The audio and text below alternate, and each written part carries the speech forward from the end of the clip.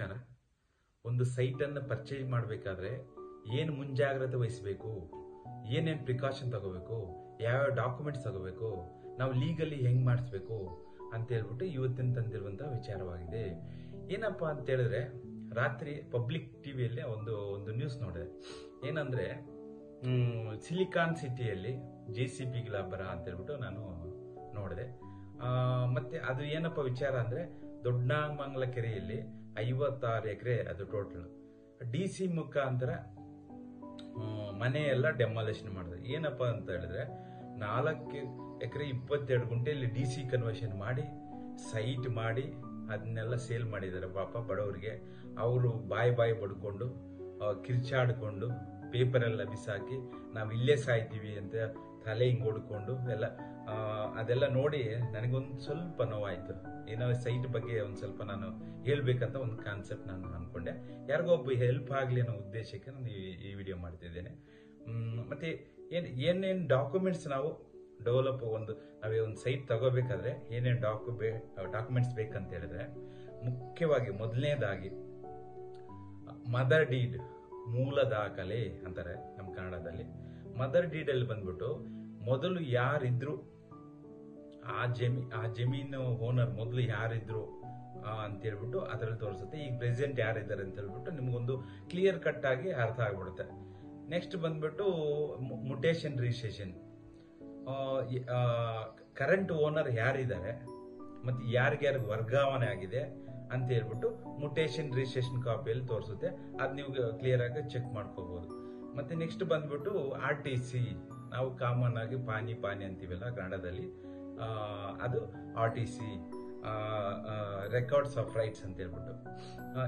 ಇದರಲ್ಲಿ ಸ್ವಾಧೀನದಲ್ಲಿ ಈಗ ಯಾರಿದ್ದಾರೆ, ಯಾರು ಇದಕ್ಕಿಂತ ಮುಂಚೆ ಇವಾಗ ಪ್ರೆಸೆಂಟ್ ಯಾರು ವ್ಯವಸಾಯ ಮಾಡ್ತಿದ್ದಾರೆ ಅಂತ ಹೇಳ್ಬಿಟ್ಟು RTC ಅಲ್ಲಿ ನಿಮ್ಗೆ ಕ್ಲಿಯರ್ ಕಟ್ ಆಗಿ ಗೊತ್ತಾಗ್ಬಿಡುತ್ತೆ. ಮೇನ್ ಮುಖ್ಯವಾಗಿ ಸೈಟ್ ಮಾಡಬೇಕಾದ್ರೆ DC ಕನ್ವರ್ಷನ್ ಅಂತ ಹೇಳ್ಬಿಟ್ಟು ಡೆಪ್ಯೂಟಿ ಕಮಿಷನರ್ ಅವ್ರು ಅಪ್ರೂವ್ ಕೊಟ್ರೆ ಮಾತ್ರ ಲೇಔಟ್ ಮಾಡಕ್ಕೆ ಸಾಧ್ಯ.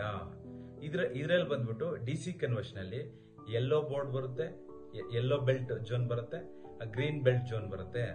ಯೆಲ್ಲೋ ಬೆಲ್ಟ್ ಝೋನ್ ಬಂದ್ಬಿಟ್ಟು ಆರಾಮಾಗಿ DC ಕನ್ವರ್ಷನ್ ಆಗ್ಬಿಡುತ್ತೆ.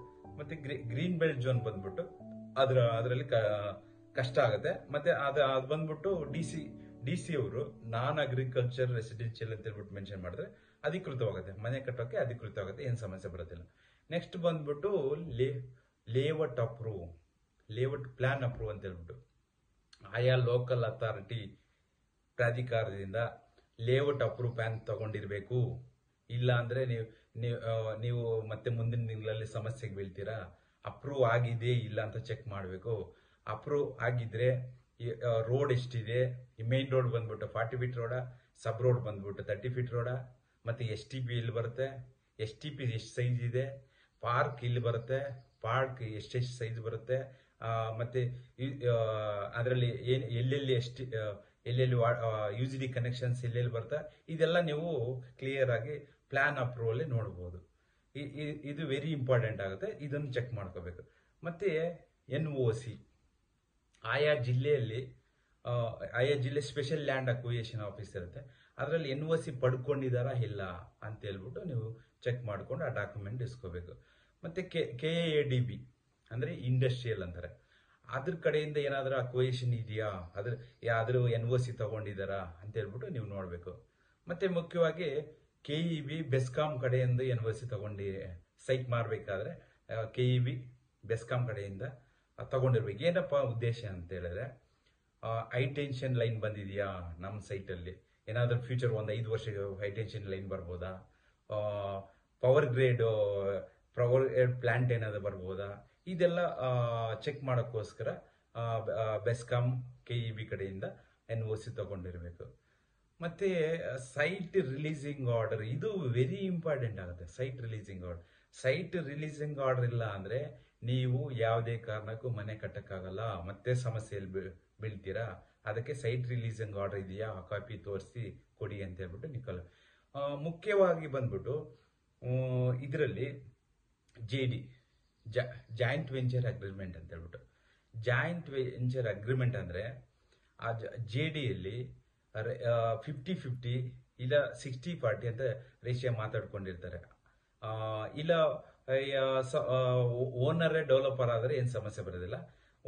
ಇಲ್ಲ ಡೆವಲಪರ್ ಬೇರೆ ಇಲ್ಲ ಓನರ್ ಬೇರೆ ಅಂತಿದ್ದಾಗ ನೀವು ಸೈಟ್ ಅನ್ನ ಲೇಔಟ್ ಅಲ್ಲಿ ಪರ್ಚೇಸ್ ಮಾಡ್ಕೊಂಡಾಗ ಆ ಸೈಟು ನೋಡಿ, ಇದು ವೆರಿ ಇಂಪಾರ್ಟೆಂಟ್ ಆಗುತ್ತೆ. ಕಾನ್ಸೆಪ್ಟ್ ಮೈಂಡ್ ಅಲ್ಲಿ ಇಟ್ಕೊಳ್ಳಿ, ಎಲ್ಲಿ ಸ್ಕಿಪ್ ಮಾಡಬೇಡಿ, ಲಾಸ್ಟ್ ಗಂಟ ನೋಡಿ. ಆ ಸೈಟು ಓನರ್ ಶೇರ್ ಬರುತ್ತಾ ಇಲ್ಲ ಡೆವಲಪರ್ ಶೇರ್ ಬರುತ್ತಾ? ಓನರ್ ಶೇರ್ ಅಲ್ಲಿ ಬಂದ್ರೆ ಡೈರೆಕ್ಟ್ ಓನರ್ ಕಡೆಯಿಂದ ನೀವು ರಿಜಿಸ್ಟ್ರೇಷನ್ ಮಾಡ್ಕೊಂಡ್ರೆ ಮುಗೀತು. ಇಲ್ಲ ಡೆವಲಪರ್ ಕಡೆಯಿಂದ ಏನಾದ್ರು ಅವ್ರ ಶೇರ್ ಅಲ್ಲಿ ಏನಾದ್ರು ಬಂದ್ರೆ ಅವ್ರನ್ನ ರಿಜಿಸ್ಟ್ರೇಷನ್ ಮಾಡ್ಕೊಂಡ್ರೆ ಅದ್ರ ಕತೆ ಮುಗೀತು. ಮುಂದಿನ ದಿನಗಳಲ್ಲಿ ನಿಮ್ಗೆ ಸಮಸ್ಯೆ ಬರೋದಿಲ್ಲ. ಮತ್ತೆ ಇನ್ನೊಂದು ಪಾರ್ಕ್ ರಿಲೀಸಿಂಗ್ ಆರ್ಡರ್ ಇದೆಯಾ?